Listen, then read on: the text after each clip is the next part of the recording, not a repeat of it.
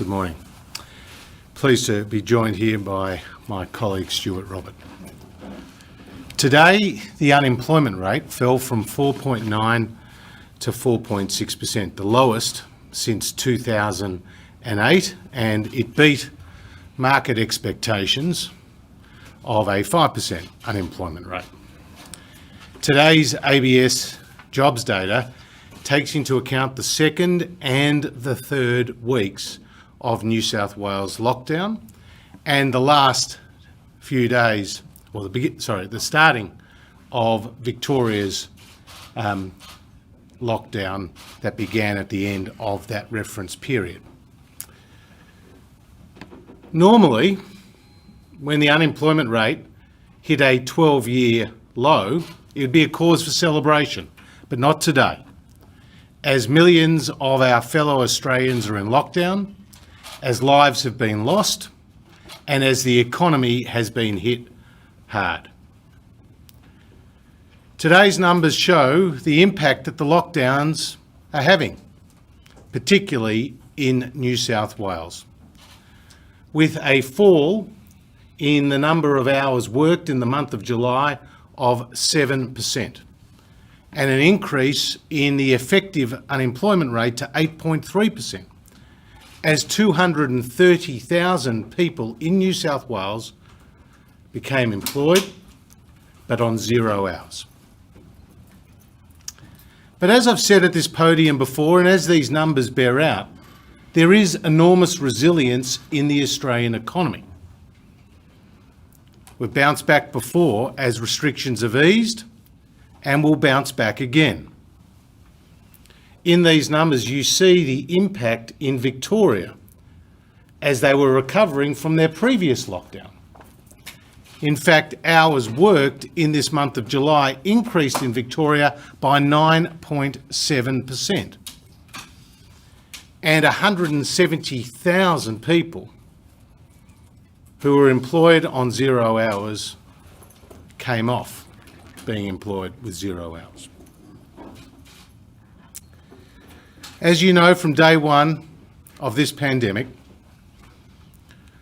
we have done everything in our power on both the economic and the health front to ensure that Australians come through this crisis, including providing significant economic support.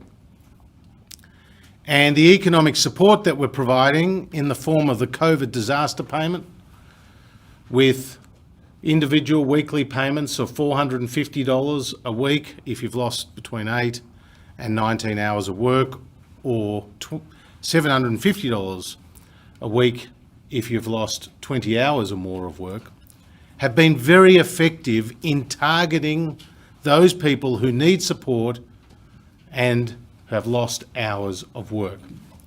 Over $3.1 billion has actually gone out the door, and more than 1 million Australians are receiving those COVID disaster payments. We've also entered into bilateral relationships on a 50-50 basis with state and territory governments to provide additional business support in the event that the lockdowns have impacted businesses in their state. Today, we're announcing an additional $807 million in partnership with the Victorian government to support small and medium-sized businesses over the course of the next 2 weeks with their extension of the lockdown. Payments between $2,800 and $20,000 will be made to businesses across the hospitality sector, the recreation sector, the tourism sector, and other affected sectors in that state. It builds on similar arrangements that we've put in place with other states to provide the business support. So this is a very difficult time for our country. This is a very challenging time for our economy. Today's numbers do show that there is enormous resilience in our economy. And we know that with the Doherty modelling and the roadmap that was agreed by National Cabinet, there is a pathway out of this crisis. The vaccine rollout is gaining momentum, with more and more people being vaccinated right around the country each and every day. And as we reach those targets of 70 and 80%, we can see the restrictions easing across the country. And as restrictions eased, our economy bounces back.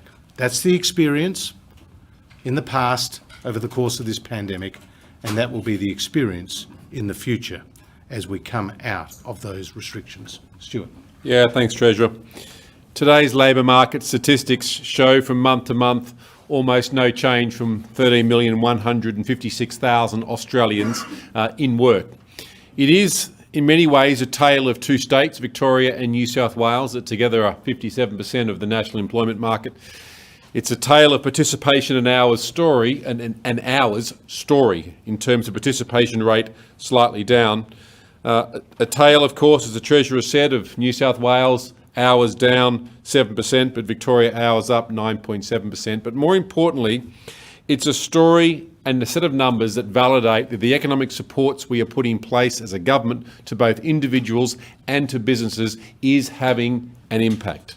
The reference period for these national numbers from the 4th to the 17th of July take into account those two lockdowns, the start and the end of our two largest states, and still we see the numbers of employed Australians holding.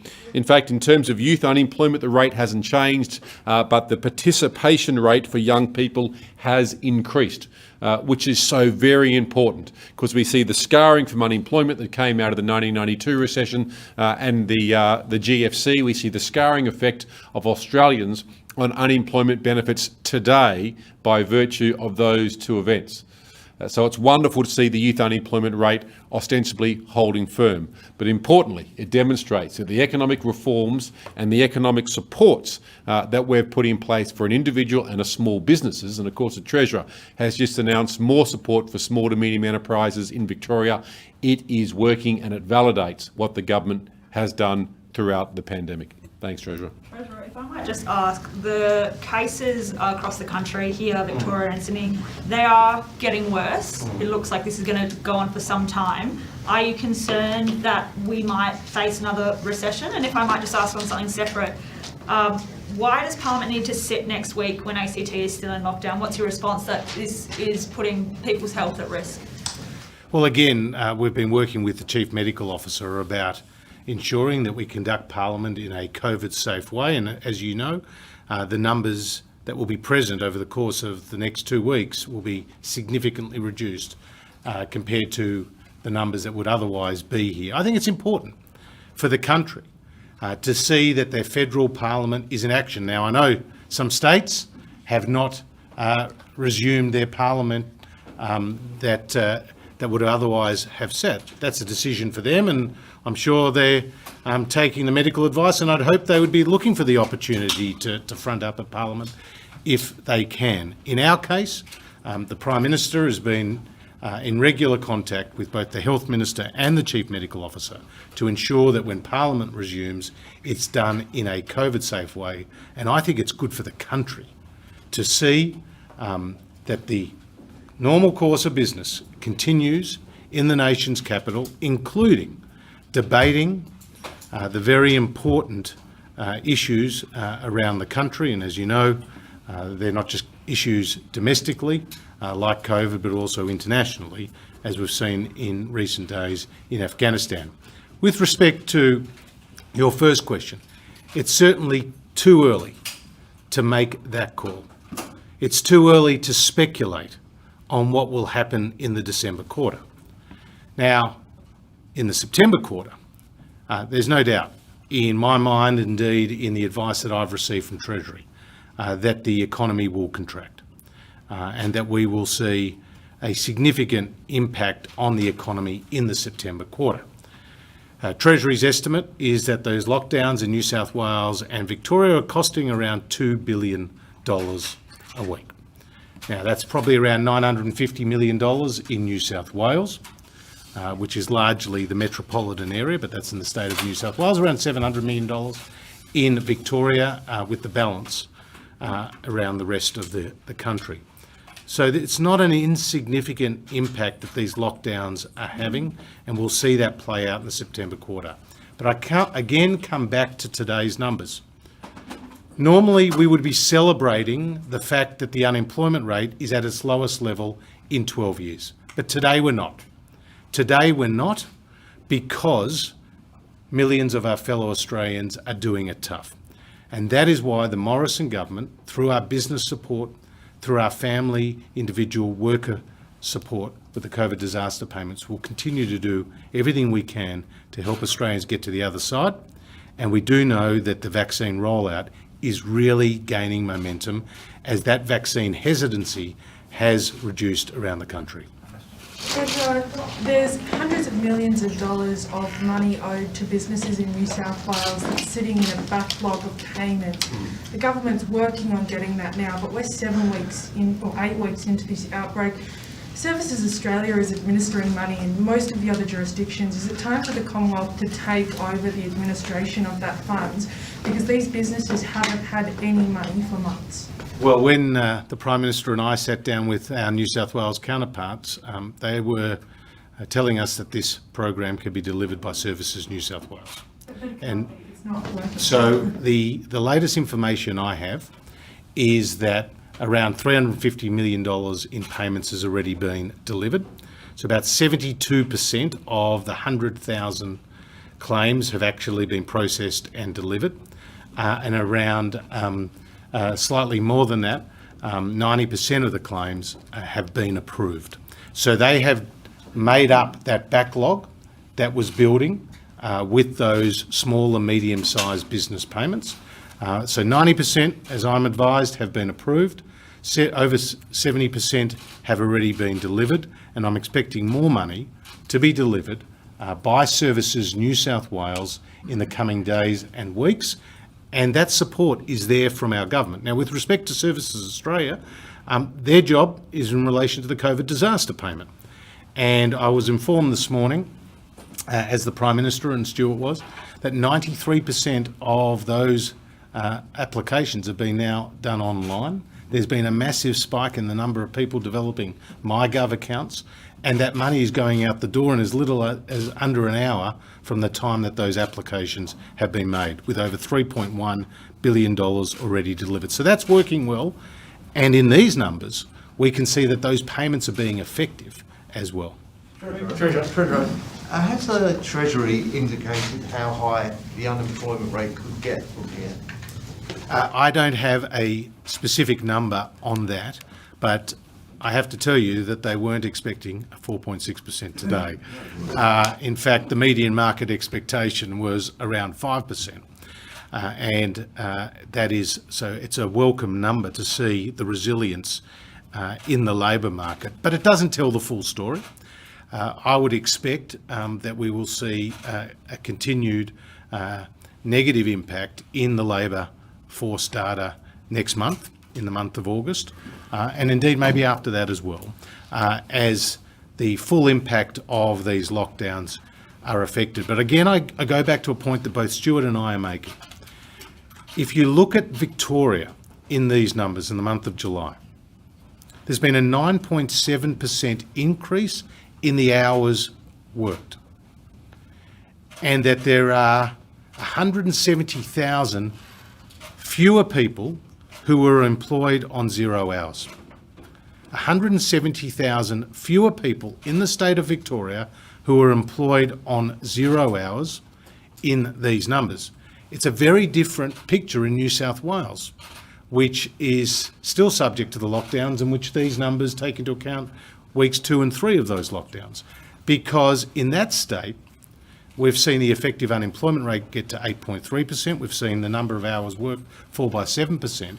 And we've seen a 320,000 increase in the number of people who are employed but on 0 hours. Just to back the Treasury on that, in New South Wales, for example, in June, the stood down numbers were 13,900 stood down.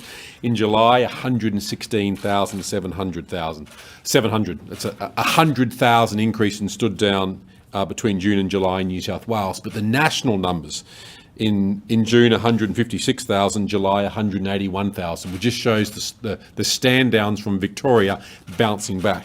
It's why today's numbers are very much a tale of two states. Australia only committing to 3,000 Afghans within the existing humanitarian program. That's just 20% of our annual intake. In 2015, during the Syrian civil war, we accepted 12,000 refugees. Why can't we do the same now? Can you honestly say the government is doing its very best to help these people in danger? Well, as you acknowledge there, we've made that decision around the 3,000 on the humanitarian places out of our broader program of 13,750.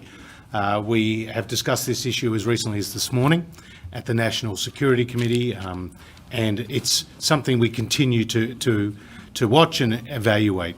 The key focus, and the Prime Minister will stand up later today, is to get those people out of Afghanistan that we can. And we are working around the clock to do so. It's a diabolically difficult situation right now and dangerous situation in Afghanistan. I think Australians understand why we left. It was an American-led mission. We'd been there for 20 years and we'd helped make Australia safer by being in Afghanistan. And indeed, we improved the lives of so many people by being there.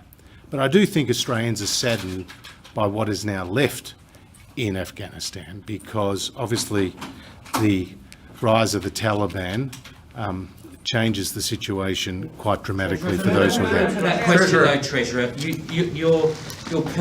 your family story, your dear mother Erica Strauss, a stateless Hungarian refugee herself, is it from your perspective, would you like to see your mother's adopted country be very generous to those in Afghanistan who have had our protection or protection of coalition forces for the past 20 years?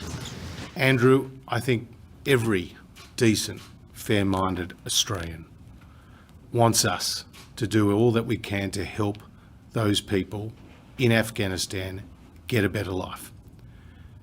And as you say, my own experience is that this country provided a safe haven, a warm embrace to my own family. And my story is not unique. One of the amazing strengths of this country is what we have done to help people in need. As we were discussing the issues today, I had a lot of, and in recent days, at the National Security Committee, as our amazing Defence Force personnel and Foreign Affairs workers are trying to get papers to people and identify those who have helped us in the past. My mind did flash back. It flashed back to terrible times in the world, including during the Second World War.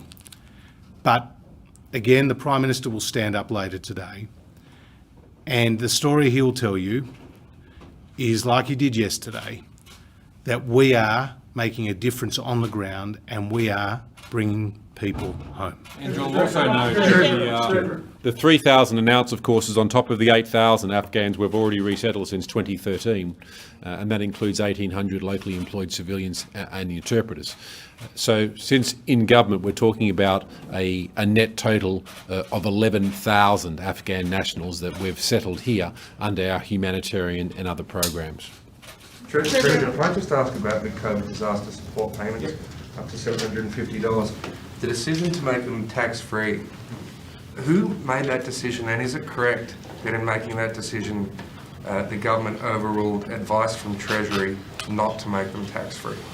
No, we worked through these issues at the ERC, and the Prime Minister and I discussed the tax treatment of those payments, recognising, Joe, that this is assisting people at a very difficult time. We have made disaster payments